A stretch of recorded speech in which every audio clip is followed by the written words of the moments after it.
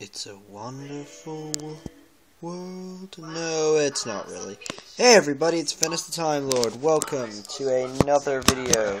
Probably another countdown. In fact, it is another countdown because I decided that just now.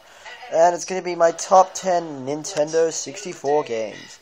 Now, if you saw my introduction video of my backstory, well, the first part that was meant to be two parts, which I will probably do a second part of it, I did mention that I did have a Nintendo 64.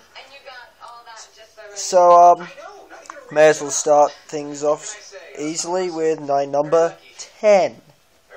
Number 10 is, in fact, the original Super Smash Bros. Well, being the fact it's the first in the franchise, it's good for the N64 to have this on the list. Now, but why is it so low? I'll tell you. Every other game above it is so much better. Even if it is Smash Bros. I prefer Smash Bros. Melee and Brawl over, sorry, gotta turn this down. Melee and Brawl, which are way better with different characters. This only has a total of 12 characters compared to the ones we have later on with like 25 and 35 characters. So yeah, that's what's pretty good. Characters, my favorite was Fox and Link. They were the best in that game, although in the other games I preferred other characters. So yeah, that's one of them. Number 9 on the other. So we'll move on to number 9 because that's pretty much it. Which is GoldenEye 007. Yes, it's a movie to game video game. There's nothing wrong with GoldenEye 007 to be honest, because it's actually a very good game alongside X-Men Origins Wolverine, which are the two best movie to video game games I've ever played. GoldenEye 007 is awesome. No matter what game it is, it's got a James Bond in it. They have had many remakes of the game, including a Nintendo Wii version, which was the anniversary of the game, and they even re-released it for Xbox 360 and PlayStation 3 with better graphics, and I thought it was originally N64's game, therefore only Wii was allowed to have it. I thought that was ridiculous, but, you know. My number 8 is Rayman 2: The Great Escape. Now, I'm not really a big Rayman fan, but Rayman 2 was a superb game. I didn't finish it when I had the game, but it was a great game all over. It's the first Rayman game I ever played. I did play Rayman 3. I played Rayman 2 on the PC, the N64, and the PS1, and it was it was impressively made. Some of the music was eerie, dreary. The story was amazing. Yeah, that's pretty much Rayman 2. I haven't played the latest Rayman game, so I can't really give opinions on that. Number 7, which is none other than the first game, one of the best games on the N64, and made of 3 different from the company of Rare. Banjo-Kazooie. Banjo-Kazooie is, well, very good start to a great series, even though the latest game isn't that good. The first 2 are the best. Banjo-Kazooie basically sets the story with Banjo-Kazooie going on a quest to save Banjo's sister Tootie from Gruntilda, who just wants to look beautiful. But she won't anyway, because she looks terrible even when she does look beautiful. Gruntilda is a good villain, I should mention, and Banjo-Kazooie was a decent game.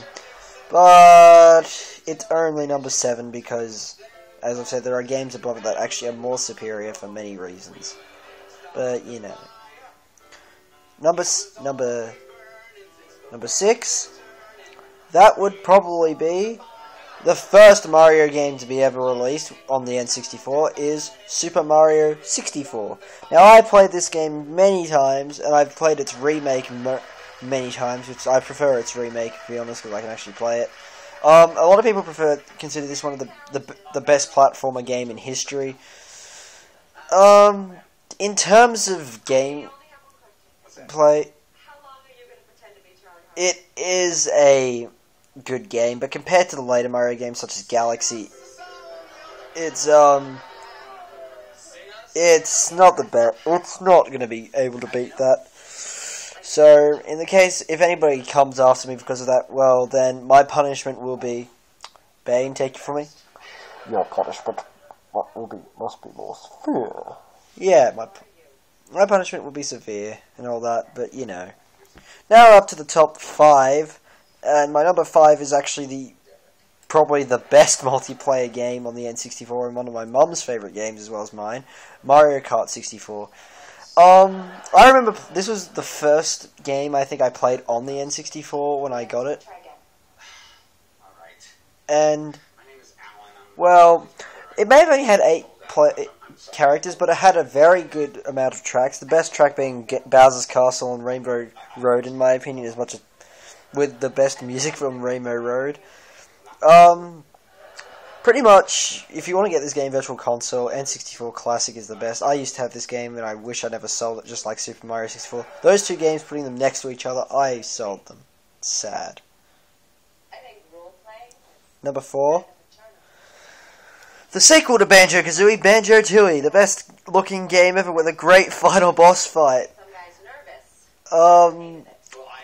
It was actually a really interesting title compared to the original, and, well, out of all 3 Banjo games, I think this one is the best. Banjo-Kazooie Nuts and Bolts isn't that good, and it won't be on an Xbox 360 list, because I don't like them all that much, but Banjo-Tooie and Banjo-Kazooie are way better. Banjo-Tooie probably being the best. It deserves so much credit for what it is, but it can't beat the top 3 for many reasons to come, and I'll explain them right now with number 3, which I'm probably going to get sued for. Number 3 is in fact The Legend of Zelda Ocarina of Time. Yeah, I put it at number 3, not number 1 like everyone else would expect it to be. Now let me tell you something. The reason it's not number 1 is because the top two games I've actually enjoyed a lot more. I enjoyed a lot more as a child. So, Richard, what exactly was the role playing that freaked Charlie out so much? Ocarina of Time is, well, is regarded the best game ever, pretty much, and I can agree. But I just thought the two that are above it are a lot better for many reasons.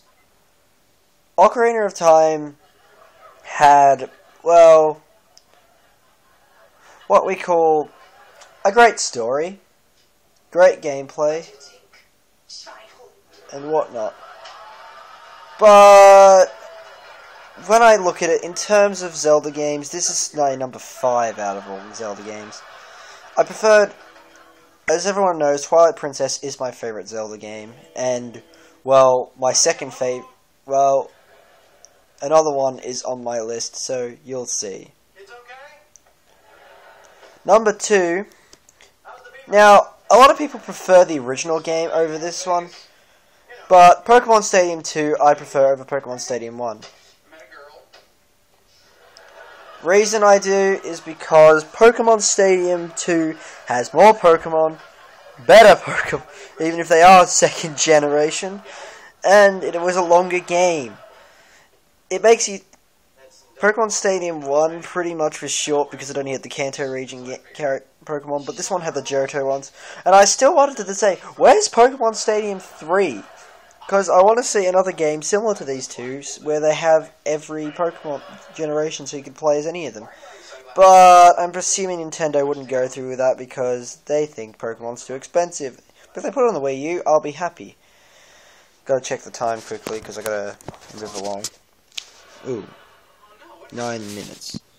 And if you just saw my number 1, I'll just recap quickly that number 10 is Super Smash Bros. 64, number 9 is GoldenEye 007, number 8 is Rayman 2, number 7 is Banjo-Kazooie, number 6 is Super Mario 64, number 5 is Mario Kart 64, number 4 is Banjo-Tooie, number 3 is Ocarina of Time, and just like I said, my number 2 is Pokemon Stadium 2.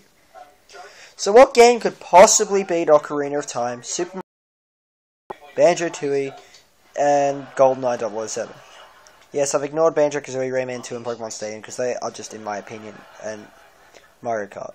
So, my number 1 goes to a game which I thought had a darker atmosphere, an interesting story, an idea that side quests were fun. I call that The Legend of Zelda Majora's Mask. Hands down,